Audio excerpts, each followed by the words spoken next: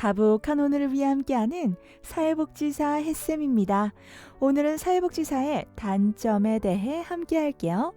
사회복지에 대한 수요와 함께 필요에 대한 인식도 높아지고 있는 상황 속에서 어디서든 어렵지 않게 취득할 수 있는 사회복지사 자격증의 장단점을 제대로 알고 따고 나서도 후회하시지 않길 바라며 시작해 보겠습니다. 첫 번째, 흔해도 너무 흔해서 전문성을 인정받기 어렵다.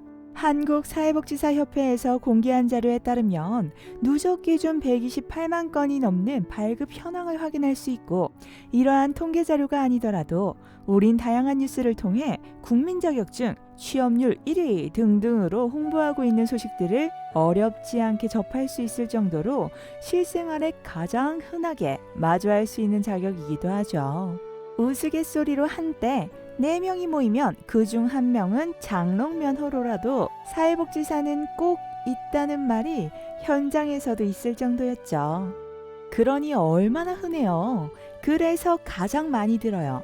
나도 해봐서 아는데, 나도 공부해봐서 아는데, 그 분야 알아서 하는 말인데, 혹은 내 주변에서 해서 아는데 등등 다 안 돼. 모르는 사람이 없는 자격증이라서 긴 소개 안 해도 되는 건 좋지만 그만큼 내가 얼마나 할지에 대한, 즉 역량에 대한 기대치도 없어요. 전문성을 인정해주지 않는 거죠. 그냥 뭐 수업 들으면 나와. 나도 있어. 그거 뭐 별거라고. 이렇게 되는 거예요. 그리고 그 사이에서 경쟁까지 하다 보니 저 복지센터는 도시락 배달은 해줘도 청소는 안 해줘.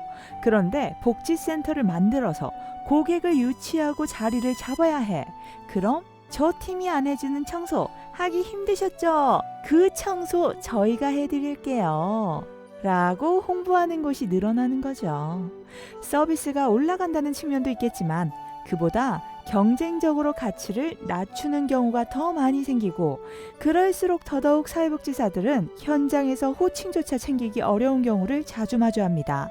저기요, 아줌마, 아저씨, 어이, 왜 선생님이라고 불러야 하냐고 반문하는 분들도 있다고 해요. 이런 상황이다 보니 전문가로서 지식을 쌓고 현장에 처음 투입되어서 현실을 마주하면 요즘 말로 현타 시기에 오는 거죠. 날 대우해주는 사람, 인정해주는 사람 찾기가 어렵고, 말단일수록 챙길 것도 많고, 일도 많아서 일은 고되고, 이런 부분들이 가장 큰 단점이라고 할 수 있습니다. 두 번째, 기관에 따라 처우가 천차만별이다.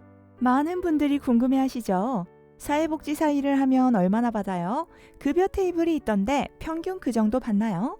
여기에 대한 대답은 그것보다 못 받을 수도 있고, 그것만큼 받을 수도 있고, 그것보다 더 받을 수도 있다는 거예요.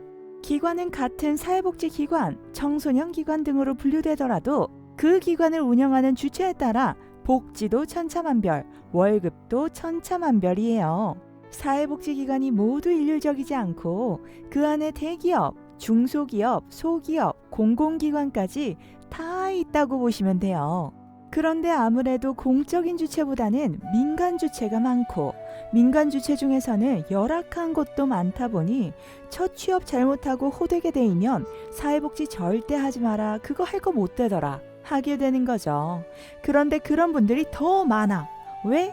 공공기관이랑 대기업보다 중소기업이랑 소기업이 더 많으니까.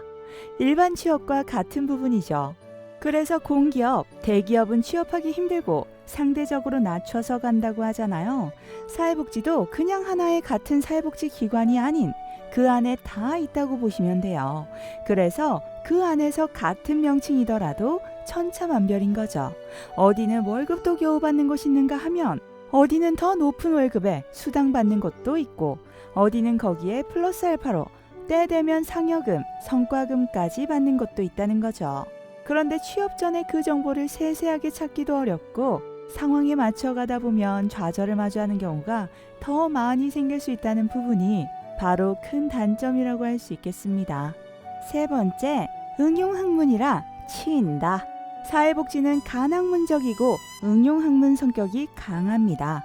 우리 분야만 공부하는 것이 아니라 다양한 학문 지식을 바탕으로 응용해야 하죠.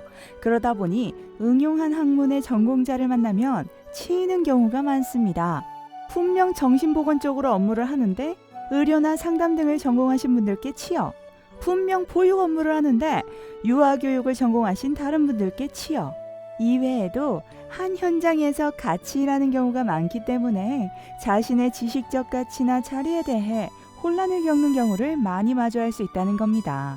이렇게 세 가지 가장 큰 단점을 정리해봤습니다. 뭐야, 사회복지 하지 말라는 건가? 그런 생각이 드셨다면 니은 아니에요. 단점이 있으면 장점도 있는 법이죠. 단면만 존재하진 않으니까요. 이러한 단점이 있구나 알고 마주하면 단점에 대처하고 보완할 힘이 생겨요. 저는 그 힘을 여러분들께 드리고 싶은 거예요. 그러니 이러한 단점을 알고 이제 이 단점을 보완할 수 있는 장점에 대해서 다음 영상에서 함께 하겠습니다. 계속 함께 해주세요. 다복한 하루 되세요.